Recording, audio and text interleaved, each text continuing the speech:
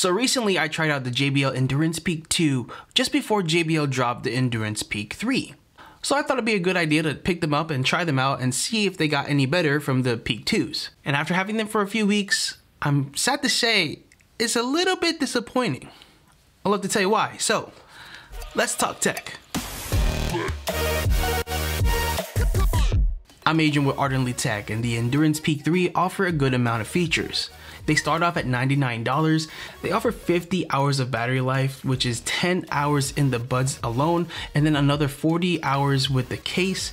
That's 20 hours more than the Endurance Peak IIs. They have a new IP68 rating. They also have ambient wear and talk through, 4 mics for clear calls, speed charge, the trademark power hook design to keep it nice and secure, the ability to dual connect, volume adjust, and touch controls on the side of the earbuds. They have JBL's pure bass sound, and now they also have connectivity with the JBL's headphone app. Unfortunately, they still are missing 2 major features that I think these could benefit from. I'll save those for later in the video, but let's start off with what I've enjoyed so far. So with their trademark power hook design, it's honestly one of the most secure earbuds I've ever had. I'm not one to usually get earbuds that have hooks, so whenever I try these kind of earbuds, I'm always enamored by them. But for some reason, this trademark design is a little bit more comfortable than other ones that I've tried. Because sometimes these hooks can really be an ear sore, but these just haven't given me that issue. So it doesn't matter if you're weightlifting, running, swimming, playing basketball, or any other sport, these will not fall out. Having the JBL app connectivity is also a great feature with these, because now you can customize the touch controls for these earbuds, but also the EQ settings, which is a great feature to have for the more new JBL earbuds.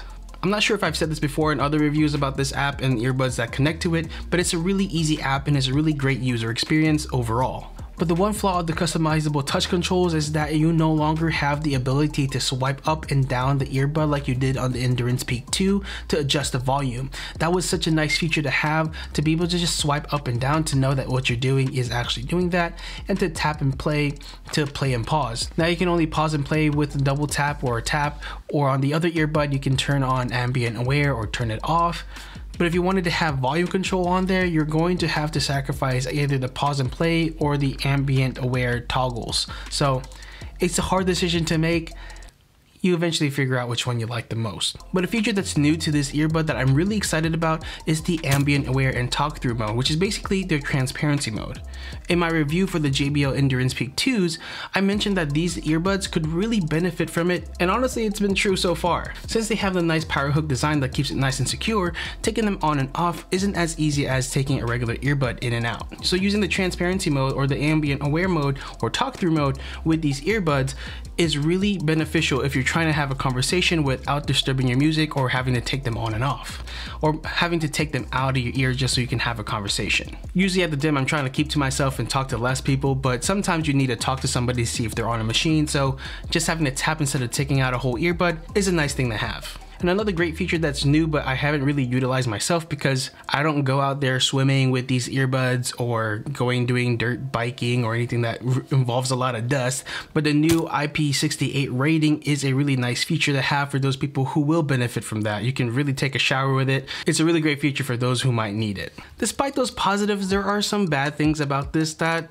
don't really excel it to its next feature. I mentioned that there was 2 major features that it really could have benefited from, but it doesn't have. And the first one of those features is active noise cancellation. With the introduction of ambient aware onto this earbud, I expected them to also have active noise cancellation, but when I found out that it still had only passive noise cancellation, which just means a good seal, I was kind of disappointed. Especially nowadays, most gyms are just blasting music, so you're not gonna have any music bleed if you're listening to music, but if you just had them in and you didn't have any music playing, you're gonna hear a lot of noise, the gym noise that are coming through and bleeding through that passive noise cancellation. So I'm sure they had their reasons. Maybe it's to keep the cost down, maybe the technology just wasn't gonna work in there, but I don't know. I've seen smaller earbuds with active noise cancellation and I feel like they could have made it work, but I'm not an engineer. And the second feature I wish they would have included is actually wireless charging. This big case, this massive case, does not have any wireless charging. I've seen cases of earbuds that are half or even a third of the size of this thing that have wireless charging, but for some reason they weren't able to or chose not to include wireless charging on this. JBL has many other earbuds at the same price point that include wireless charging and active noise cancellation, so it just gets a little weird as to what makes this the same price as those earbuds that have wireless charging, active noise cancellation, and other features that keeps it at the same price point. It's a little confusing.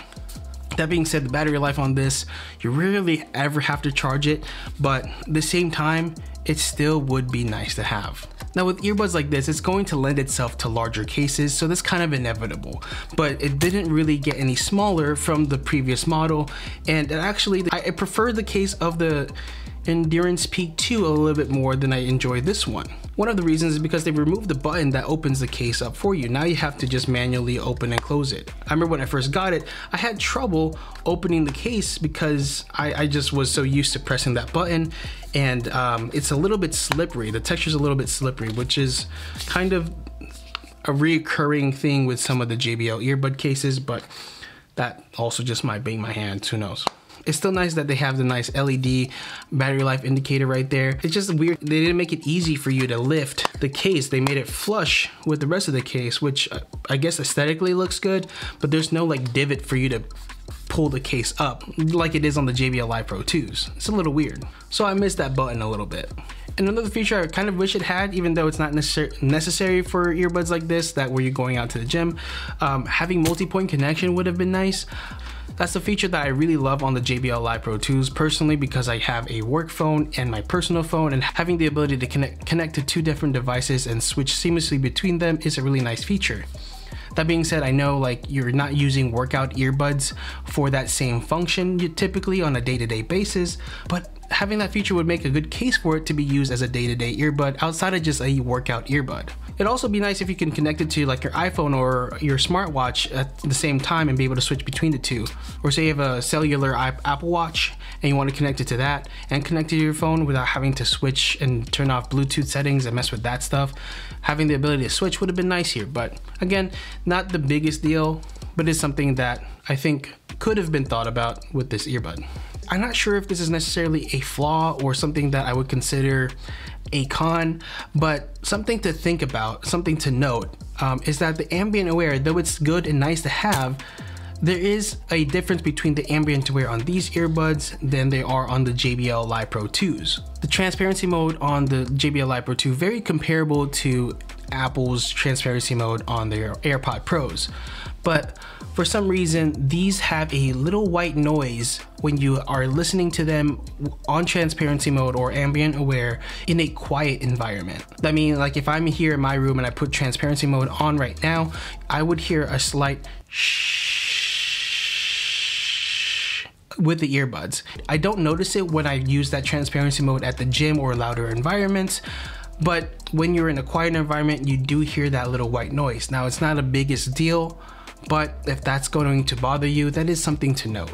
And before I tell you my overall rating on the JBL Endurance Peak III, make sure to like this video if you enjoyed it so far, and subscribe to our channel if you want more videos like this. Here at Ardently Tech, we believe tech was made to make our lives easier, so we're here to help you discover and learn about new tech that improves your life. And if you're interested in getting the JBL Endurance Peak III, make sure to use our affiliate link in the description below. That helps support our channel so we can do more videos like this.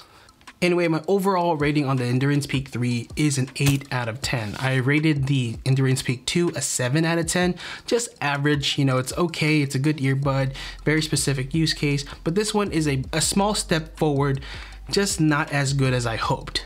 Like I said, it's still lacking a few features that are available in similar priced products from JBL, which is a little confusing, like the active noise cancellation and wireless charging. But the waterproof and dustproof rating of IP68 is going to be a great sell point for some people who really need an earbud like this. And like I said, having the transparency mode or the ambient aware, whatever you want to call it, be introduced into this model is really exciting, a really great feature to have, and it gives me hope that they will eventually at least include the active noise cancellation in the next model or two. So who's this for? It's honestly anyone who's going to live a more active lifestyle, who's going to be doing a lot more movement in their gym workouts. You can use them for your easy workouts, or you can use them for some high intense training. The battery life and the ambient aware is going to also be great for runners. So marathon runners would benefit from this. Ambient aware is going to let you hear everything that's going on around you while you're listening to music. And the long battery life is going to benefit you if you go out running for longer stretches of time. But if you're looking for something that has more features like active noise cancellation or wireless charging, it has a bit more versatility where you can use it at home, at the office, and at the gym, you should check out the JBL Live Pro 2 review that I did right here, or the Tune 230 review that I did here. Otherwise, we'll catch you in the next video. Peace.